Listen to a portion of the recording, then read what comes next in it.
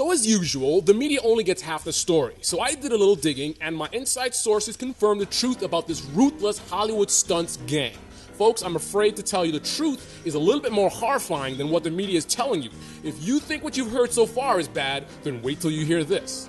So the assumption is that the Hollywoodstuntz is a vicious biker gang that was actually on a rampage looking for Range Rovers with children to attack. So that would mean that the brutal attack was intentional. So that is all 100% true, except for the fact about the part about the vicious gang and the rampage and the targeting of the SUV with children. Everything else is true though. So apparently that information is false, except for the part that the bikers were involved. So that's our starting point. We know for a fact that the bikers were involved in the incident on Sunday. So we're going to talk about the facts and facts alone, and I have now confirmed that it is a fact that bikers were involved. Okay, so let's first of all start talking about violence. So according to my research, this vicious gang had a lot of violence, a lot of incidents of violence. I've confirmed without a doubt that they have been numerous reports of incidents of the rider known as Hollywoodstuntz lifting up his front wheel and waving his hands in the air unprovoked. There have also been incidents where he has been seen riding his motorcycle while sitting on his handlebars, which some say some kind of attempt to intimidate his motorcycle. I did a lot of research, but unfortunately I couldn't find much other incidents of violence, but I think the ruthless behavior I just described is more than enough evidence to just show how violent this gang really is. Now let's talk about the confirmed members of this gang that I've been able to identify. Now I know it's perfectly obvious that this is a very large gang, and I've confirmed all the names of each member of this gang. I think the public needs to know this information. Let's let everybody know who these thugs are so we can have them brought to justice. Okay, so here's the name of all the Hollywoodstuntz gang members. Hollywoodstuntz, gang leader. Okay, so now that we've exposed all the members of the gang, let's talk about the unprovoked attack on the SUV. So imagine this SUV driver is just driving around, minding his own business. The poor guy is actually on his anniversary with his daughter in the car. Then all of a sudden, he clips a motorcycle with his mirror. Of course, he didn't really mean to do it. It's just that, he was on his phone probably, and then there's tons of people on their phone on the roads every day. There's nothing strange about that. So anyway, it's just a mirror, so it's not like he really hurt anybody, so he kept on going. So this is when the violent gang comes in. So just because the guy hit them and run, this biker gang assumes that it was a hit and run. So they chased him down. Like that guy that cut you off last week and you followed him for 3 miles with your high beams on? Sort of like that. These guys are on bikes, however, so they have no right to be following anybody.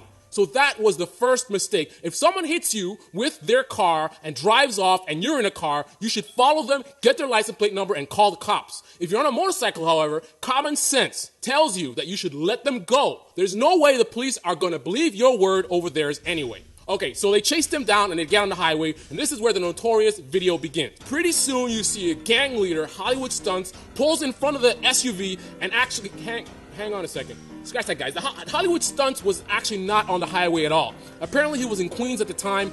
I wonder why the gang leader was in another borough during the battle. Quite peculiar. So anyway, so some random rider decides to pull in front of the SUV to get them to stop. These brutal thugs thought that they were going to be able to detain this SUV until the police showed up.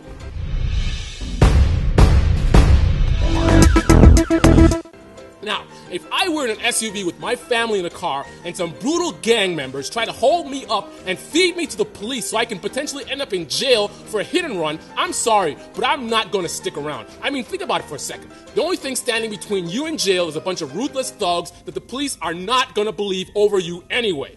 So, the gang made a decision. The best way to disable the vehicle to stop it from running away was to attack the SUV and smash up the windows and cut the tires. Oh wait, hang on a second.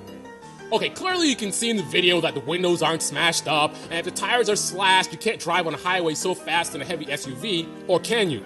The most important factor, however, is that we all know that his tires were about to be slashed and the windows were about to be smashed, so even though that didn't happen at this point, it might as well have. Have any of you guys seen Minority Report? I got one word for you: pre-crime. So anyway, even though the SUV was not attacked, it was obvious that it was about to be attacked, so therefore the driver had no choice but to run over the motorcycles, and the reason why he didn't blow his horn before doing so to warn the riders that he was about to proceed forward was clearly because if he had blown his horn, he probably would have been shot. That's what biker gangs do. They kill people. Anyway, so now this is where things get good. Let's talk about the shootout. So, as many of you may already be aware, biker gangs are usually armed to the teeth. So clearly these guys all had guns. So the SUV runs over a couple of motorcycles, but they were older motorcycles, so they weren't worth much. So it's not like the SUV driver really did anything bad. I know it's possible that the riders may have been scratched a little. Maybe their legs could have been broken as a result of getting scratched, but it's not like anybody got put in a coma or anything. I mean, there was that one guy that was checking on the other guy that got hit, the one who pulled in front of the SUV. So another guy was checking on him, and he got put in a coma. But, my sources tell me that that's a result of the motorcycle falling on him, not the SUV. Okay, fine, the SUV knocked the motorcycle over, but there's no way to know how far a motorcycle is going to fall when you knock it. If anything, I would look at the safety features of the Range Rover because surely by now it must have some kind of pedestrian collision avoidance system. I smell lawsuit. So anyway, the SUV pulled away. Everyone starts firing their guns at the SUV, trying to stop it and kill the occupants. Hang on a second. I'm sorry, guys. The Twitter account that I was getting that information from just got deleted, so apparently the information is not accurate. Well, it's actually accurate except for the part about the guns.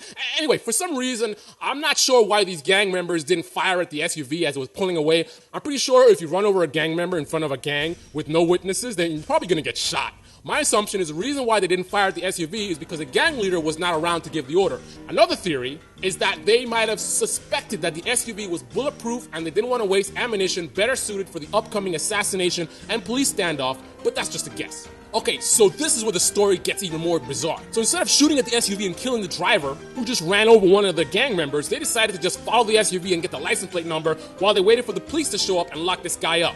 That's just what you'd expect from a ruthless gang, preying on this prison-bound driver like a cat with a mouse. The next thing you know, the SUV comes to a stop. For some strange reason, all the gang members don't decide to immediately pounce on the SUV and take this guy out. They all just sit on their motorcycles doing nothing.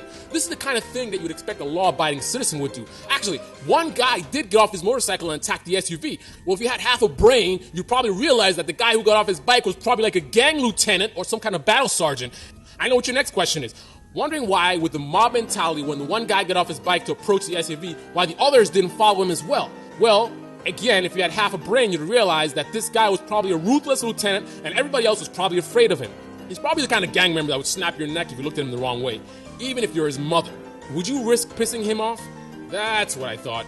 Even though this rider was apparently just trying to get the key out of the SUV to stop the guy from running over anybody else, his wife and daughter were depending on him. If he goes to jail, who's going to take care of them? Any decent man would try to escape.